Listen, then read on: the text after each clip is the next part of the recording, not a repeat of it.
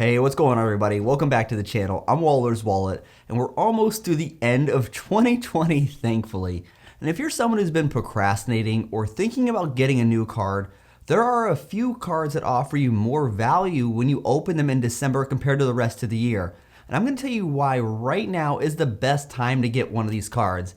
Now, if you want a simple way to help out the channel, consider hitting that thumbs up button. Also, don't forget to subscribe to the channel and turn that bell notification on as well so you don't miss out on future videos. Now, when it comes to benefits on credit cards, there are some benefits that reset based on your card member year and other benefits that reset based on a calendar year. And understanding which benefits reset at which time is important and can make that year one value on your cards even higher. Because with most banks, including Chase, American Express, Citi, Bank of America, and many others, you have 30 days from your annual fee post to your account to cancel or product change it to a no-fee card to get a full refund on your annual fee. So if you have a benefit on your credit card that resets every calendar year, opening a card in December is a fantastic time.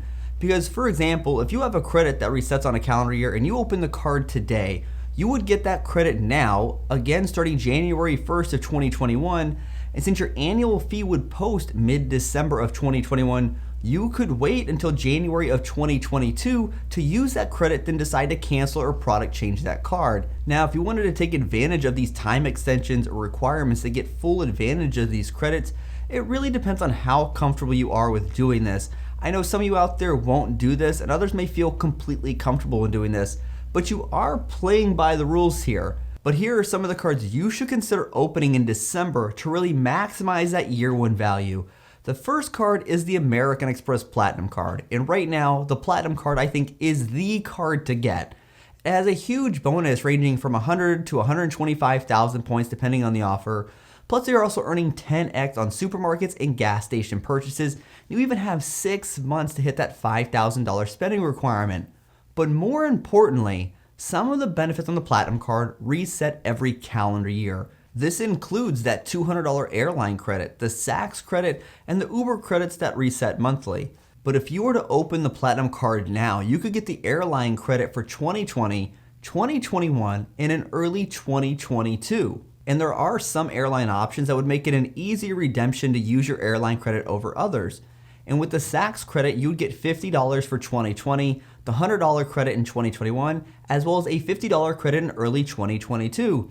Then for the Uber credit, you would get 1 extra month in credits as well. That means not only would you get a huge bonus on this card, but you could get up to $600 in airline credits, $200 in Saks credit, and a few extra bucks to use in Uber. And this gets you extra value just for opening this card in December. Now, with the current bonus that we've seen, we didn't know when it would be pulled from American Express. So if you're someone who opened this card earlier, I wouldn't be too upset about it because you're still getting great value from the Platinum card here. Then you have the American Express Business Platinum, and along the same lines as the Platinum card, the Business Platinum does get you that $200 airline credit that resets based on your calendar year, but you also get that Dell credit, which is good for $200 per year, but American Express breaks this up into $100 chunks semi-annually. So opening the Business Platinum now will get you up to $600 in airline credits and $400 in Dell credits as well, which really does take the sting out of that $595 annual fee. Then you have the American Express Gold card. Now when it comes to the Gold card, the airline credit is going away at the end of 2021. And if you were to open the Gold card in 2021, you're going to get that airline credit only once. But if you open the Gold card now, you would get the airline credit for 2020 as well as 2021, giving you an extra $100 in airline credit to use. You'd also get an extra $10 for the dining credit, and in 2021, the Uber credits do start on the Gold card, so you would get an extra $10 in 2022 on this as well. Now this is not crazy extra value, but still, if you wait until 2022 to cancel, you can extract even more value from your Gold card. Then you have the Bank of America Premium Reward Credit Card. Now this card actually has a benefit that, depending on how you use it and how you value it, could make this card have a negative effective annual fee each year you hold the card. Because this card only costs $95, but it comes with a $100 airline credit each calendar year. And the airline credit on the Premium Reward Credit Card is easier and more lax to use compared to using the airline credit for American Express. And the purchase needs to be on a domestic airline excluding Allegiant, Spirit, and Sun Country, and you don't even need to designate an airline like you do with American Express. And the qualifying airlines to use this airline credit include American Airlines, United, Delta, Southwest, Frontier, JetBlue, Hawaiian Air, and Alaska Air. So you have many options here. And I actually just used my Premium Reward airline credit on the United Travel Bank and made a $100 purchase, and the airline credit was used here.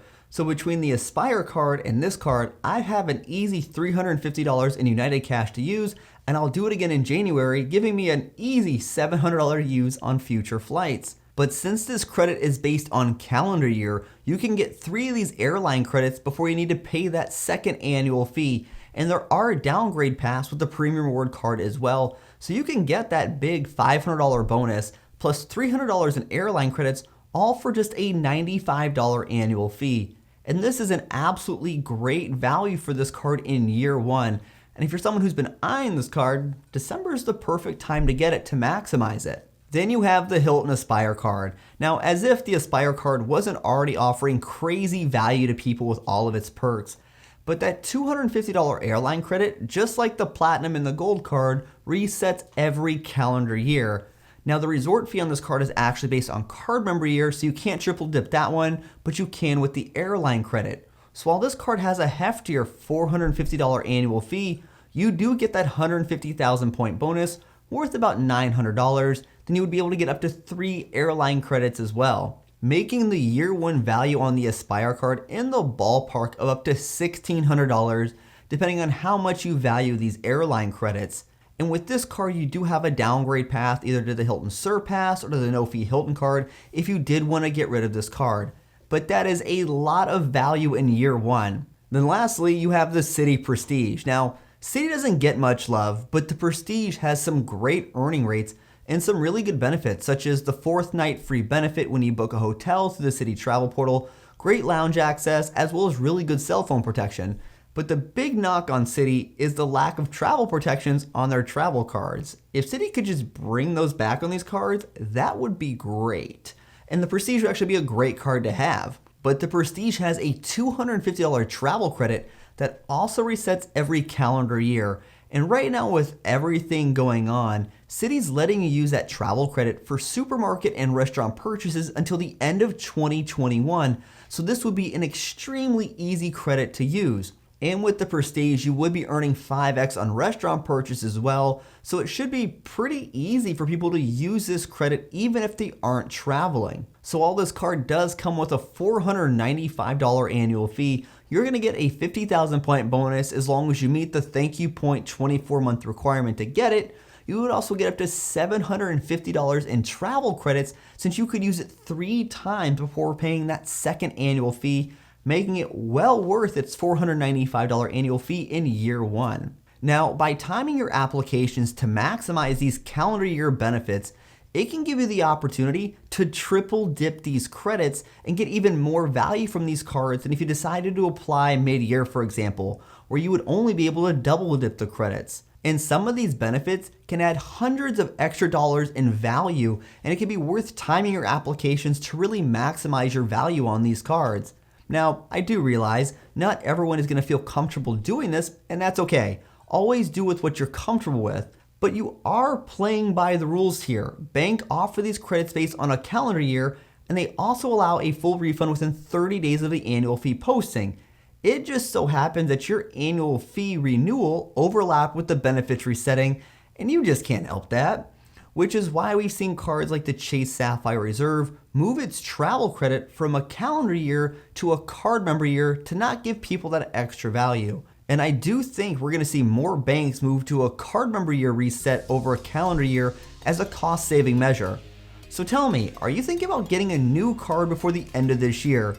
Hey everyone, thanks for tuning in this video. If you want to help support the channel, take a look at the links down in the description below. And if you know somebody that could benefit from this video, feel free to share it with them. And until next time, safe travel and take care.